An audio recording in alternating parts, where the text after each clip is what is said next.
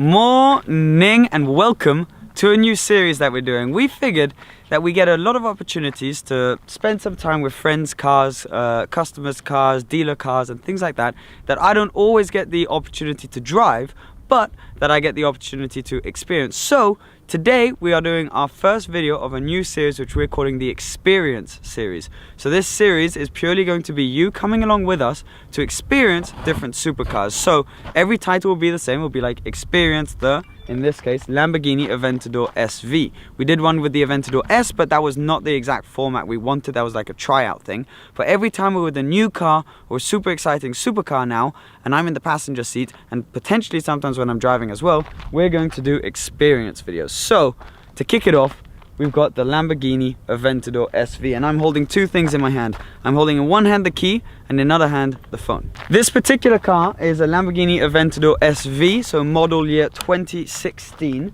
and is in a beautiful color. Now we're going to walk you through the prices of the options and show you all the details about this car.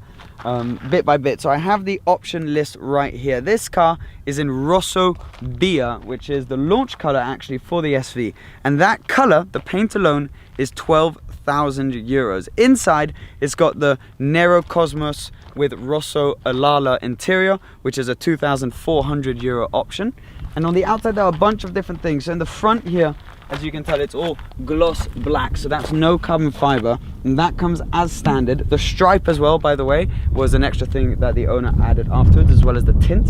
So that is not an option from Lamborghini, that is just a wrap on the outside.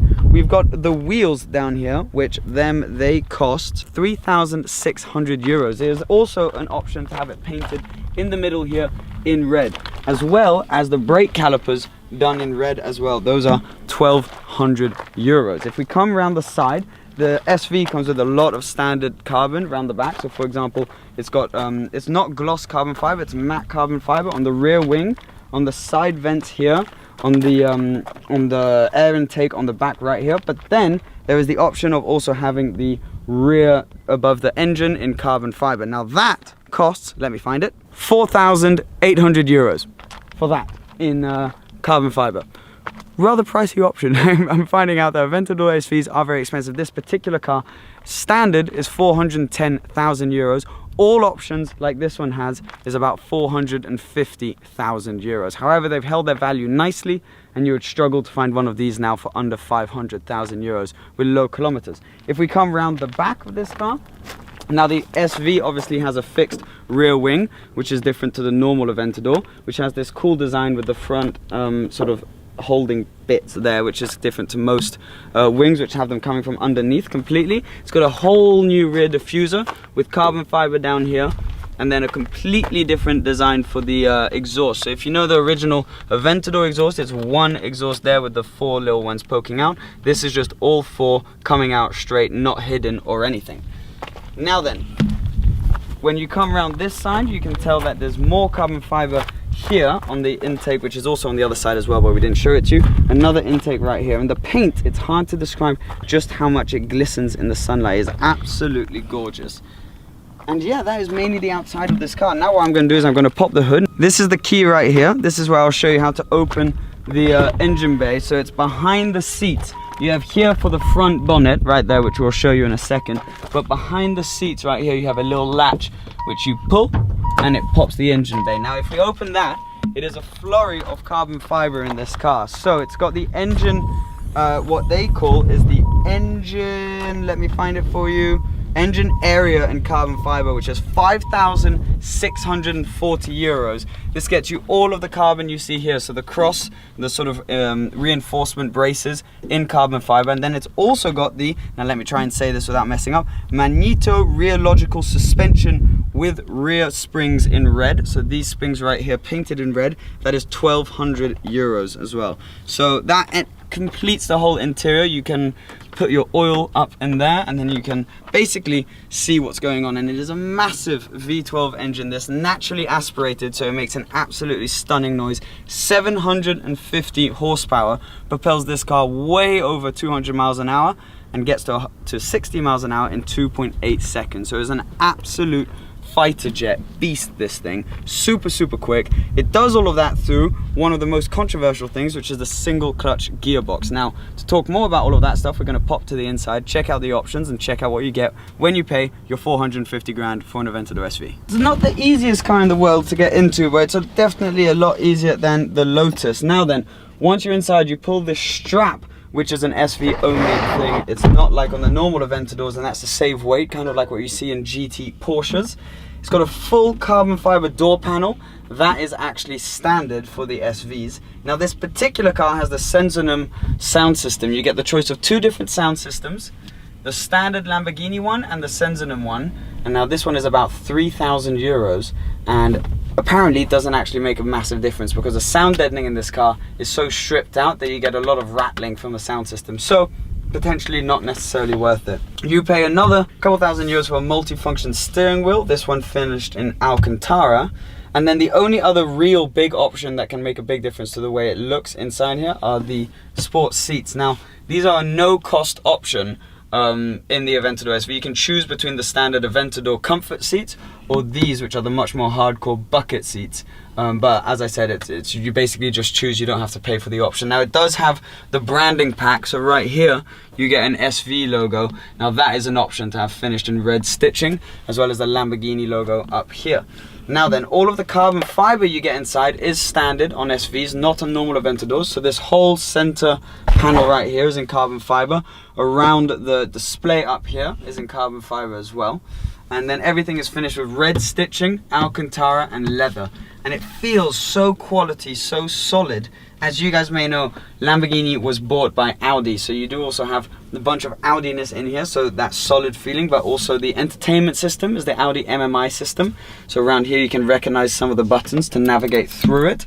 And you just have a flurry of buttons. Right, so we're gonna start up here with all the buttons. Lamborghini features, you always have your window controls, left and right, in the center console right here. So those two you pull, and that opens and closes the windows. You've then also got your lift system, which in this car is only a front lift. It doesn't lift the rear wheels like in McLaren's, it only lifts the front, but quite considerably and quite quickly. So that's a very effective button and one you use a lot. Traction control off, as simple as that. You just pull and hold that button and it'll switch your traction off. You then got your hazard lights right there. This one actually doesn't do anything. And then you got your auto start stop to save petrol, which is a bit pointless, I think, in a naturally aspirated V12, because these things drink petrol like no other. Down here is where you start seeing the Audi similarities. So you got the whole air conditioning system, you got your heating, and all of this is taken basically out of the higher class Audis. And then that also is continued here with all of the infotainment controls. You got your navigation, info, car, setup, radio, media, name, and telephone settings. So those are just sort of fast buttons to get through different menus. And then you navigate using this little knob here, which you can press, and the 4 different corner setting buttons. So this is all pulled from Audi as well, but the Lamborghini part is right here, and this is where things get interesting. First of all, you got your start stop button. As long as you got the key in the car, it's got keyless go, put your foot on the brake. There you go. And now it's started. So once it's started, you're automatically in Strada mode. If you then put it into sport, this car doesn't actually have the sports exhaust setting, which came later after this car was released, because this is a November 2016 car, and then they released the sports exhaust. So when you've got the sports exhaust, once you have it in sport mode, it opens the valves and makes the car properly loud. Then we've also got Corsa, which just makes the gear shifts much more hardcore, and everything just sort of goes a bit crazy. Now then, talking of gear shifts, you got these two huge paddles right here, which are connected to one of the most brutal single clutch gearboxes. This thing in Corsa just whacks you in the back of the head. It's like nothing I've really ever experienced. If you have Strada, it's alright, but definitely outdated compared to any Lamborghini systems or any, Ferrari systems, Porsche gearboxes, all those double clutch gearbox, and that's the main thing which the Aventador is missing, in my opinion. But the reason they don't have a double clutch gearbox in this car is purely because it won't fit. Double clutch gearbox will not fit with the chassis design and everything of the Aventador, which is why the Aventador S does not have the double clutch gearbox. So we're limited to the single clutch. I think it adds to the character of this car and the brutal sort of side of it. But yeah, you've then also got buttons on the steering wheel. You've got a voice record button, so you can give voice instructions. You got your volume button. You can flip through menus on your screen here, which we'll talk about in a second, and a mode button. Now then, the screen here is very, very cool. It's all done in this sort of race car aspect, where you don't have a normal rev counter. Revometer, let's call it. No, a rev counter. You have this sort of race car display with, look, if I flick a paddle, you've got your gears right there, and then if you pull both, you go back into neutral. But so it's super clear, you know exactly what gear you're in, you know exactly what you're doing. Your speed is, where is your speed? Down here, down on the left. You got your RPMs as well in digital form, and then a bit of information like the fact that your door's open, your petrol consumption, how much petrol, your range you've got left, and all of the sort of gauges on the left as well. So it's pretty cool. It's completely different to in the other Aventadors. The original ones had an analog system, and the new Aventador S has a system a bit like this. It is a screen, but you can flick through different menus. This, whether you're in Sport, Strada, or Corsa, will always remain the same. Now then, it'd be rude, I think, not to give this a couple of revs. So, above 3,000 RPM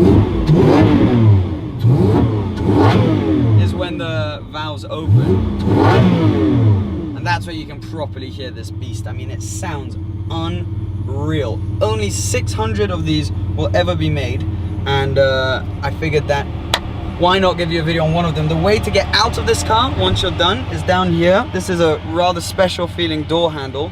So you just pull it right there, clips the door open, and then it kind of opens not automatically, but you just really need to push it and it kind of goes up by itself. So it's really easy, light to push up. It's a bit heavy to pull back down, but to push up it's really not challenging.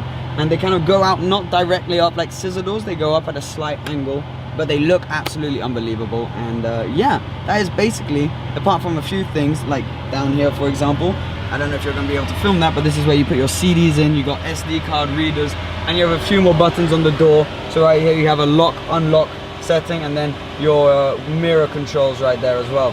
But apart from that, we've basically covered the whole inside and outside of the car. It's probably about time that we get driving. Oh yes, sorry, Ayo's pointing at me to point up towards the ceiling. You've got a few little settings. You've got a light here. This is the light, this button, you press it, and let me just switch this off so you can hear me better. When you press this button, it will mean that the lights will only switch on when the door is open, so you know when you've left the door open by accident or not. The sun visors have a little mirror in them, no light however, and they're absolutely tiny, but because of the angle of the front, what do you call it? God, I've forgotten the name. The front... The hood? No, not the hood. No, but windscreen. That's the word I'm looking for. The front windscreen is at such an angle that you don't really need a big sun visor. So it's like what I had actually on the Elise. On the Exige, I have no sun visors. And yeah, and then up here you've also got this carbon effect leather with the red piping to go with the rest of the interior. This car also has, as an option, the carbon carpets, which normally you get these normal carpets, but these are in this sort of like rough finish with, in this case, slightly blue tinted carbon fiber, and looks absolutely unbelievable. It doesn't have a glove box, this car, by the way, as well. No glove box. This right here for your phone is the only storage you have on the inside, as well as a couple little sort of storage areas behind the seats. You have nothing you can open on the center console, and you just have a 12-volt outlet back here. But in terms of interior storage, you really don't have much. Anyways, I think it's probably about time we take this thing out and see what it feels like.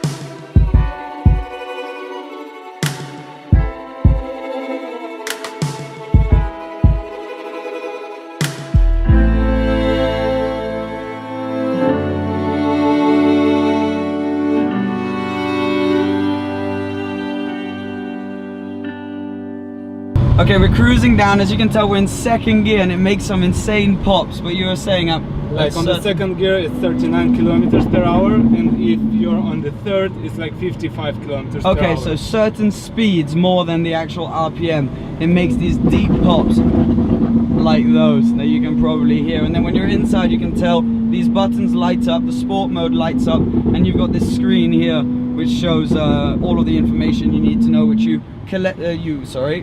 control through this, which is absolutely awesome and really feels like a spaceship. Now in here, in the passenger side, I'm staring at this initial bit of leather right here with the blacked out Lamborghini logo, which actually is so cool and feels so solid. And man, it's crazy, this view is so slanted, the windscreen, as I said earlier, and you really feel like you're sitting on the ground with these hard seats and this hard carpet. You really feel like you're sat in a race car. It's absolutely awesome, and that view out of the side is just well, it's bloody beautiful, isn't it?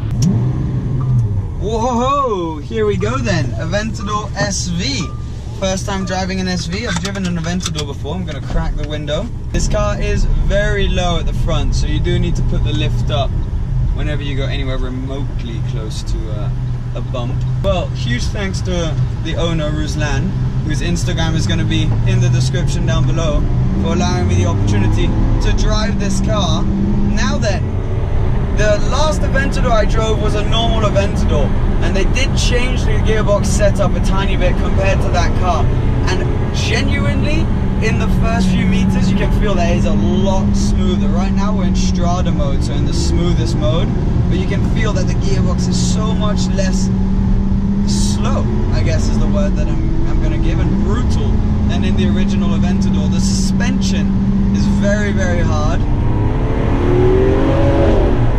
It's fast, that's for sure. By no means is this a daily supercar. This is a hardcore, thoroughbred, track, proper Italian breed supercar, bordering on hypercar in terms of presence and emotion. I'm going to crack the window so you can hear the noise a tiny bit more. I mean, this is just an experience like no other. The Aventador is the epitome of what Lamborghini stands for. Yes, the gearbox could do with some improving. Yes, maybe it's a bit large, it's a bit heavy and things like that, but it goes with the character. I'll be the first to admit that this car could do with a dual clutch gearbox, but also I'll be the first to admit that the single clutch gearbox does complement the character of this car. And with this dashboard, which is giving you all sorts of information on your G's, on your speed, on your gear, it's just, oh, it's absolutely gorgeous. You know what it is? I drove the McLaren 720S and I left it thinking it lacked emotion, and now when I think back to that drive, of course I can remember it, but it doesn't bring a massive smile to my face. This is a drive I'm going to remember for years, and every time I think about it, it's going to bring a smile to my face. And that's why we're petrolheads. That's what it's all about. A car like this is meant to make you feel like this car is making me feel right now. maybe it's not the most logical car for the money, but it's just beautiful. And the noise, the cracks, it's just every aspect of it. And there is a massive improvement in the gearbox. Yes, you are basically riding on a skateboard. I mean, the suspension is crazy hard. These seats for long journeys would not be very comfortable, but I don't care. I really don't care, because I've got a naturally aspirated V12. I look insane on the road, and it sounds, well, I mean, it would be a shame just describing it to you when I can make you experience it. It sounds absolutely insane. Okay, launch control! That's the end of the video! Thanks for watching! Please remember to subscribe. I hope you enjoy this new series. Thank you to Ruslan.